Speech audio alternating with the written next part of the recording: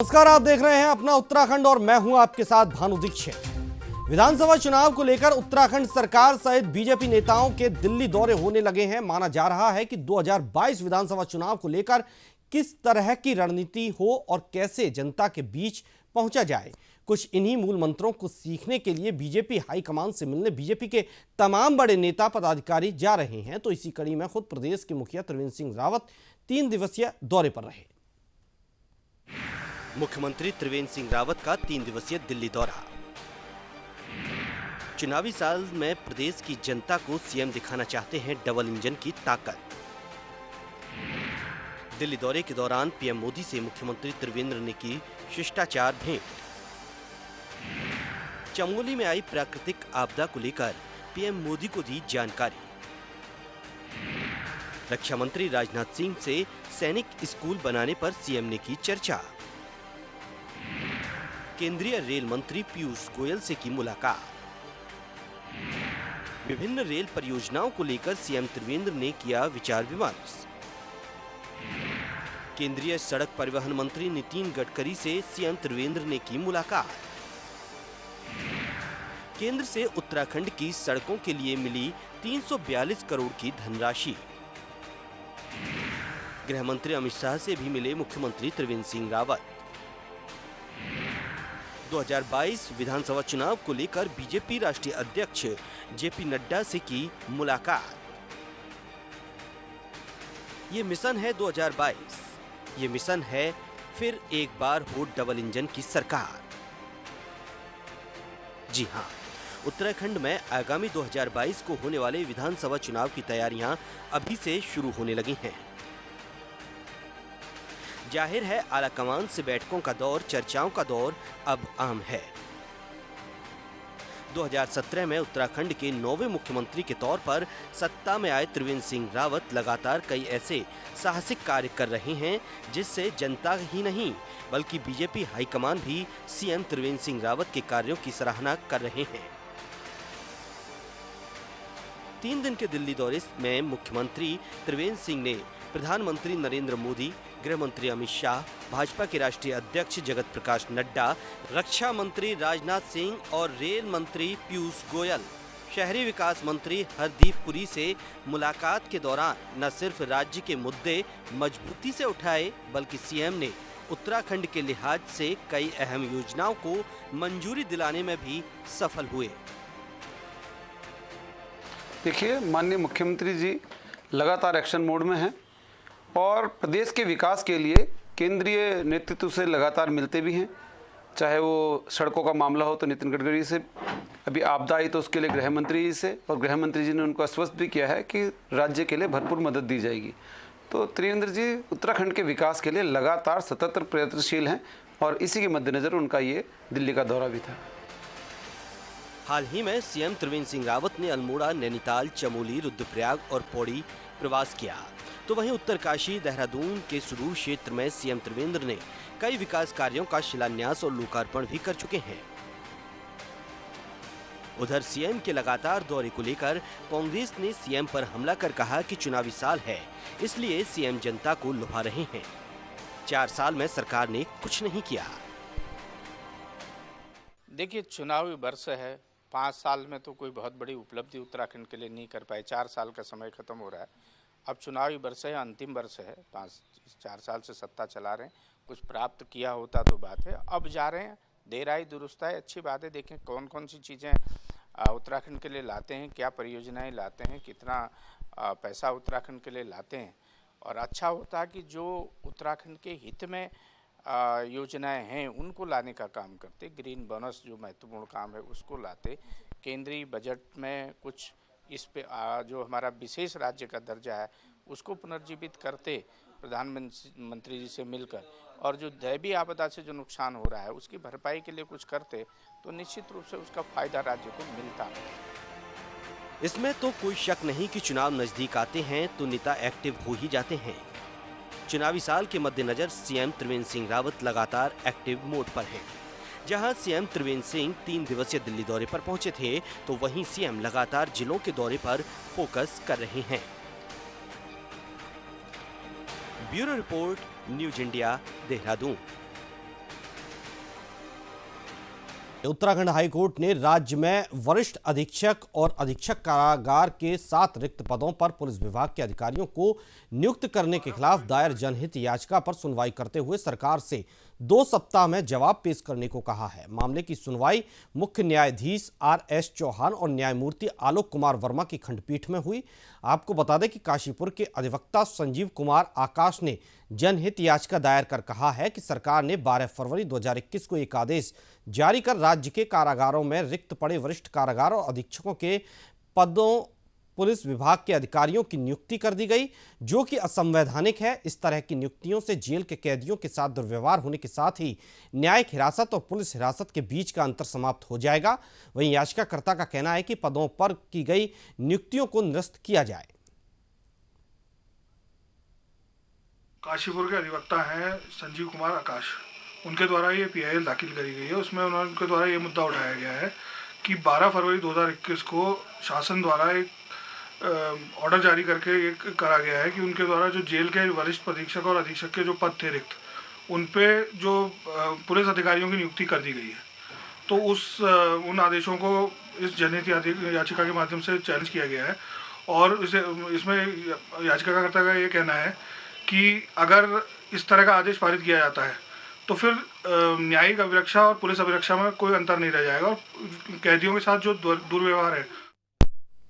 देहरादून में 3 दिवसीय दिल्ली दौरे के बाद उत्तराखंड लौटे मुख्यमंत्री त्रिवेंद्र सिंह रावत मीडिया से रूबरू हुए। इस दौरान उन्होंने कहा कि दिल्ली दौरे के दौरान PM मोदी के साथ ही कई केंद्रीय मंत्रियों में शिष्टाचार भेंट की और उनसे मिलना एक बेहद ही उत्साहजनक पल रहा। CM त्रिवेंद्र सिंह रावत ने कहा कि केंद्रीय मंत्रियों और PM मोदी से मिलकर वे राज्य के लिए कई करोड़ की सौगात लाए हैं।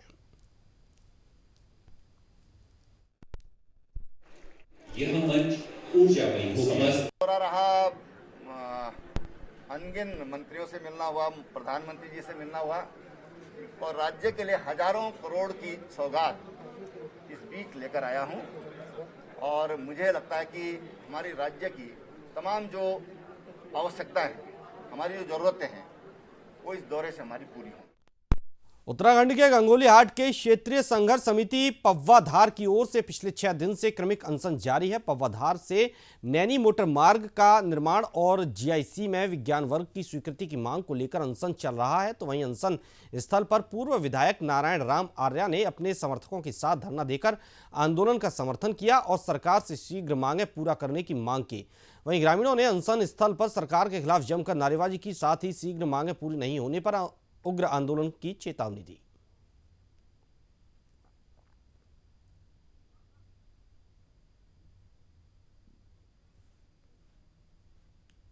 विकासनगर में पुलिस ने एक कार चोर को गिरफ्तार किया है। बाजार चौकी के पास 2 चोर कार चोरी का प्रयास कर रहे थे, जिसके बाद पुलिस की नजर पड़ी तो वे चोरी की वारदात में कामयाब हो नहीं पाए, लेकिन इनमें से एक चोर फरार हो गया, जबकि एक पुलिस के हत्थे चढ़ गया। पूछताछ में सामने आया कि ये कार चोर मास्टर की से गाड़ियों का लॉक खोलते हैं। पुलिस ने गिरफ्तार आरोपी के पास से मास्टर चाबी और नंबर प्लेट बरामद की है।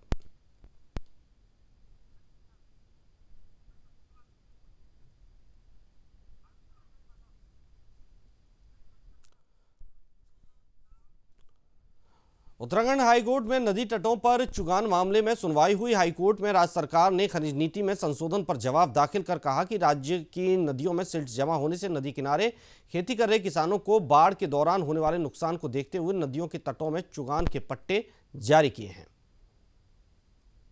सरकार ने उप खनिज की नियमावली में संशोधन करके प्राइवेट इंडिविजुअल्स को पूरे उत्तराखंड में कहीं भी रिवर बैंक्स पे खनिज के पट्टे अलॉट जारी करने की डिमांड रखी थी और जिस पे पट्टे अलॉट करने जा रही थी, जिसमें माननीय उच्च न्यायालय ने अगस्त में स्टे कर दिया था, सुनने के बाद कि जो भी रिवर बैंक्स और रिवर नदी है वो सरकारी संपत्ति है और उस पर किसी भी प्राइवेट आदमी को पट्टा नहीं अलॉट किया जा सकता।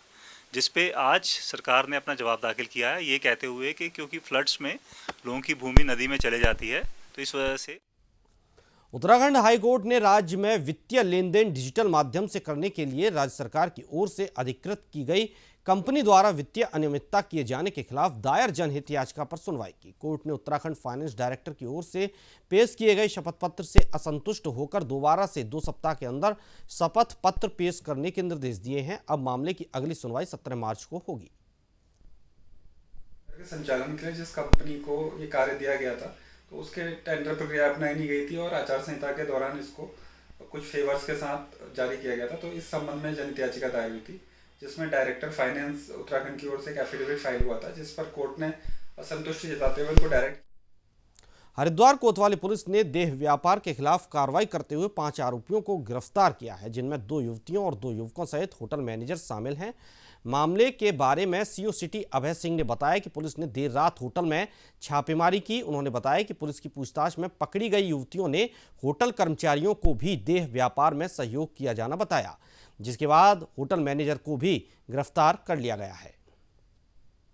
मिल रही थी कि वेलकम इन में अनैतिक देह व्यापार कराया जा रहा है। इसी सूचना पे कल जब शाम को सूचना मिली तो इंस्पेक्टर अमरजीत के नेतृत्व में एक टीम बना करके वहाँ पे कार्रवाई के लिए भेजा गया था, जहाँ मौके पे जो संदीप बलूनी है मैनेजर, उनकी संलिप्तता इसमें मिली। इसमें 2 लड़के जो कि बिजनौर के रहने वाले थे, उपेंद्र और संदीप, इनको हमारी टीम ने अरेस्ट किया। वहाँ 2 लड़कियाँ भी मिली, उनको भी मुकदमा। हरिद्वार महाकुंभ में आकर्षण का सबसे बड़ा केंद्र नागा सन्यासियों का पहुंचना शुरू हो गया है। नागा सन्यासियों के सबसे बड़े अखाड़े में से एक निरंजनी अखाड़े की पेशवाई आगामी 3 मार्च को निकलेगी, जिसमें बड़ी संख्या में नागा सन्यासी शिरकत करेंगे। हरिद्वार में निरंजनी अखाड़े के प्रांगण में पहुंचे नागा सन्यासियों का स्वागत किया गया और इसी के साथ निरंजनी अखाड़े में कुंभ से जुड़े धार्मिक कार्यों का आगाज हो गया। माना जाता है कि प्राचीन काल से ही हिंदू धर्म को बचाने में नागा सन्यासियों की सेना का महत्वपूर्ण योगदान रहा है। ऐसे में नागा सन्यासियों को कुंभ में स्नान का विशेष स्थान मिलता है।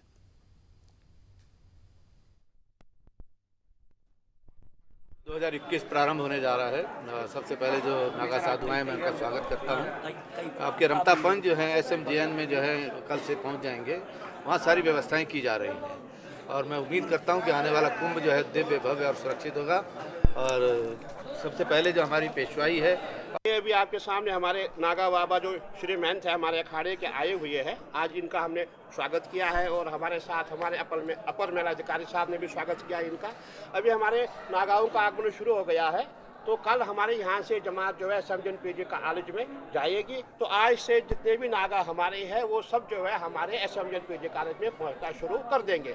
और आज हमने सबसे पहले कन्या पूजन किया हुआ है। इसके इतिहास गवाह है, जब औरंगजेब ने जितने भी मुगल शासक रहे हैं तब नागाओं ने जंग लड़ी है। रुद्रप्रयाग के भरदार क्षेत्र के कई गांव आज भी सड़क, पानी और अन्य बुनियादी सुविधाओं के लिए संघर्ष कर रहे हैं। यहां करोड़ों रुपए खर्च करने के बाद भी लोग बूंद बूंद पानी को मोहताज हैं। रुद्रप्रयाग के भरदार क्षेत्र के 2 दर्जन से अधिक ग्रामीण वर्षों से पेयजल की गंभीर किल्लत से जूझ रहे हैं। गर्मियों के सीजन शुरू होते ही इन क्षेत्रों में स्थिति और भी भयावह हो जाती है।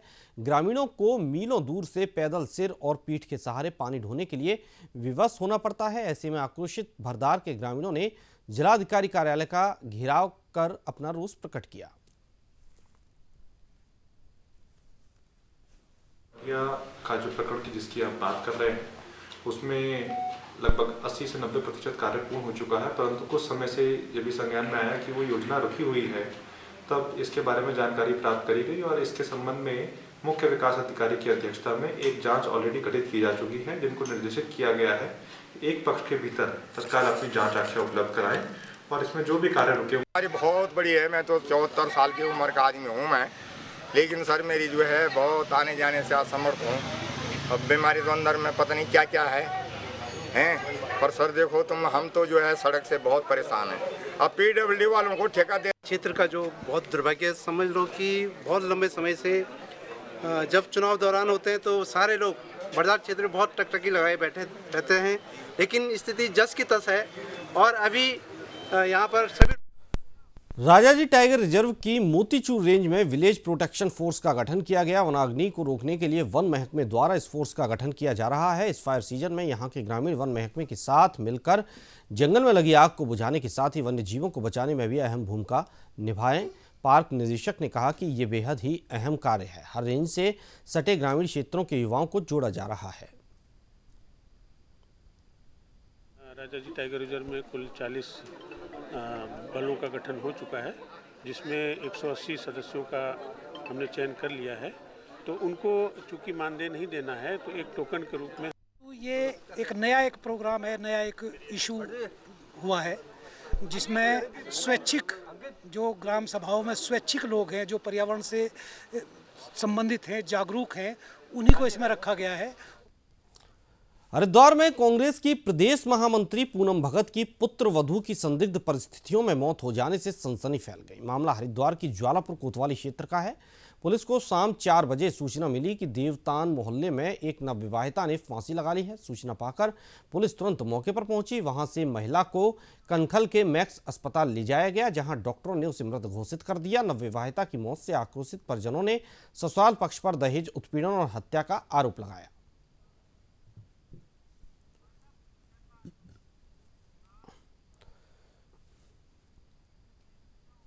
इसी के साथ अपना उत्तराखंड में फिलहाल इतना ही। लगातार अपडेट के लिए आप देखते रहिए न्यूज़ इंडिया।